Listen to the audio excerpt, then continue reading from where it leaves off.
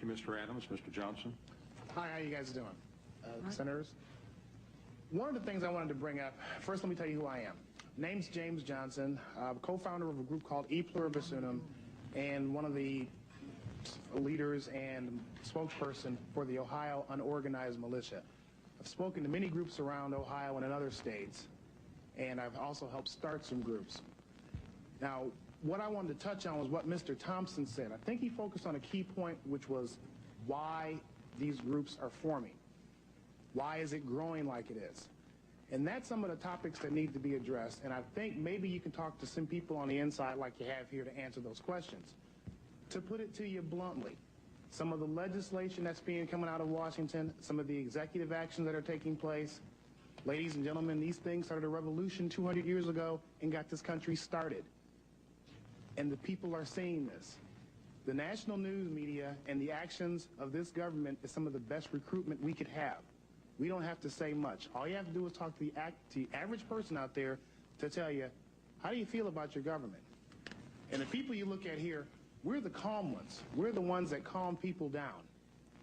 Now, I'm speaking here as a representative for my state and other groups that I know of. The animosity that I see out there between the citizens, all of them, and the government is frightening. What they did was, after listening to all these abuses and government atrocities that you're going to hear here today, and they saw that they were going to no avail, they decided to see what they could do to become part of the solution.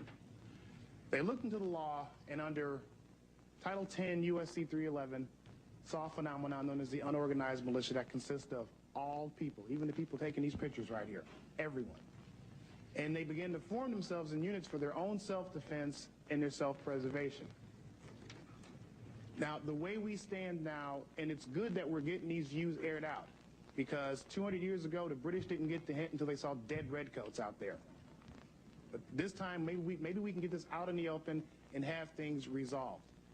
Because I feel, and it's concerning to me, and I'm being sincerely honest, that with the increasing polarization between the tax-paying public out here and what goes on, not only in here, but certain state governments, that the only thing standing between some of the current legislation being contemplated and armed conflict is time. It's one of the reasons I got in this movement, to help prevent that. Now, you can see from the last 2 years of sales from the firearms producers in this country, this nation is probably one of the most heavily armed forces on earth. And I have heard more and more people say, if one of these black-suited, armor-wearing, state-sponsored terrorists come kicking down my door, I'm going to blow somebody away. They don't call themselves militia. They don't even call themselves patriots. They call themselves American citizens who are getting tired of confiscatory tax rates, increasingly legislation, increasingly heavy regulations, which is, they believe, are leading them down a path to involuntary servitude. And one of the slogans that's been going around, especially in Ohio, is what I've been telling people, for those who think that this is just primarily an angry white male movement, is that if our ancestors would have been armed, they would not have been slaves. That's why people are getting armed. Not so much with firepower. That's not the thing that makes it dangerous. What makes it dangerous is that they're being armed with knowledge.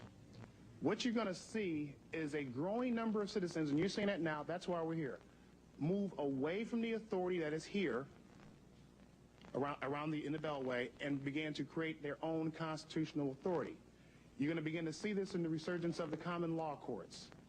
You're going to begin to see this, and I'm going to summarize here, in the formation of the militias. That's what came first, to defend ourselves. But you're also going to see this on the legislative end. You're going to see your own candidates in our own elections, and hopefully that we can become a system which will attract others into a more constitutional, based system. Thank you very much.